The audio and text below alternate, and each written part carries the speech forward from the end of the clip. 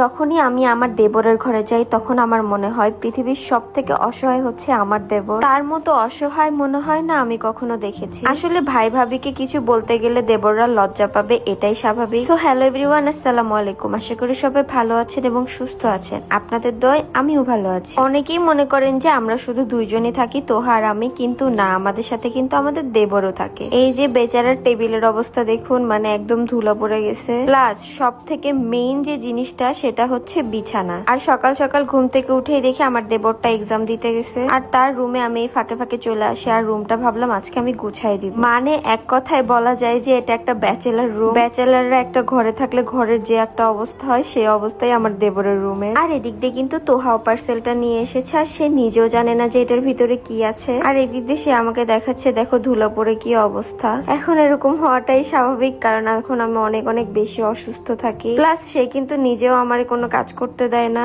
বারবার বলতেছে তুমি আমাকে বলে এসব কি অর্ডার করো না করো, একটা বড় বলো না। যাই হোক, যখন আমি তাকে বললাম যে আমি আমার দেবরের জন্য বিছানার চাদর অর্ডার করেছি, কারণ সে এক চাদরই বারবার ধুয়ে ইউজ করতেছিল, কজ আমার বাসায় তেমন একটা চাদর ছিল না, না থাকারই কথা, কারণ ছোট সংসার বলে কথা। তারও তো ইচ্ছা হয় যে সে নতুন চাদরে ঘুমাবে। তার জন্য আমি মায়ের দোয়া হোম টেক্সটাইল ফেসবুক পেজ থেকে চারটা চাদর অর্ডার করেছি। আর চাদরের কোয়ালিটি তো বলতে হবে মাশাআল্লাহ। আমি এতটা শিওর হয়ে বলতেছি কারণ আমার ঘরের যত চাদর আছে এন্ড পর্দা থেকে শুরু করে ডাইনিং টেবিলের কভার সব কিন্তু আমি মায়ের দোয়া হোম টেক্সটাইল ফেসবুক পেজ থেকে অর্ডার করে থাকি। তারপর এখন চাদরগুলো বিছানোর পালা। আর আমার দেবরের রুমটা অনেক অনেক বেশি ফাঁকা ফাঁকা লাগে, ইচ্ছা আছে তার ঘরে আমি একদিন সবকিছু করে দিব। আর তোমরা অনেকেই জিজ্ঞেস করো যে আমার দেবর কয়টা বা আমার ননদ কয়টা, যেহেতু একজনকেই শুধু তোমরা দেখতে পাও। আমার দেবর হচ্ছে দুইটা, ননদ একদম ছোট, বলতে পারো আমি হচ্ছে বাড়ির বড় বউ। আর আমার হাজবেন্ড এখন আমাকে অনেক অনেক বেশি কেয়ার করে। এই যে দেখো, আমাকে এখন সে একা উঠতেও দিবে না, এন্ড এগুলো চাদর বিছানো তো দূরের কথা। আর সেও আমার এই কাজে অনেক বেশি খুশি হয়েছে, কারণ তার ভাইয়ের কথা আমি বেশি চিন্তা করি। সে কিন্তু তার ঘরে এসে একবার উকি মেরেও দেখে না যে তার কি অবস্থা,